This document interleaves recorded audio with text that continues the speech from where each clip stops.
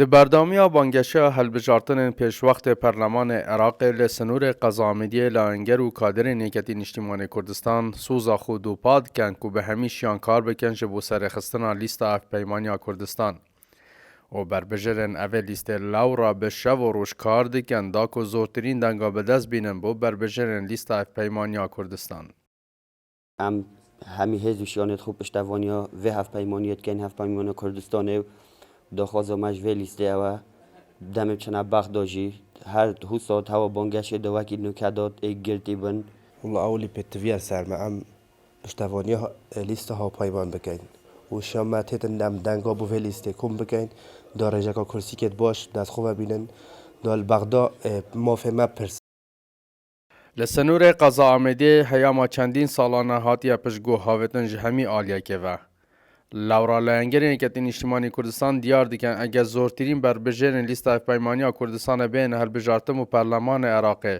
ده خبات کن بو آودان کنا اوه دوره. لیست اف پیمانی کردستانی هاتیا درس کردن سب نمای یک ریزی و تبایی کوچنل بغدا اف همی اختا و کرد ام پیتوی یک ریزیه که بوین البغدا کو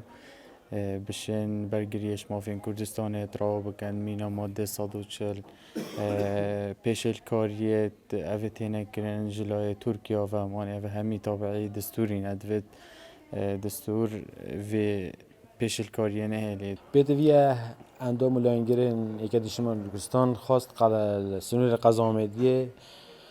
پشتوان و هاریکاری لیست هف پیمان کردستان بید که بشید هنده کسان بهست فرقت بغداد و بشید پشتوانی سنور قضامدی بیت کردن که سنور قضامدی شلای ترکیه و تیتا پیشل کردن راستی دا بشید بروانی جی بکن.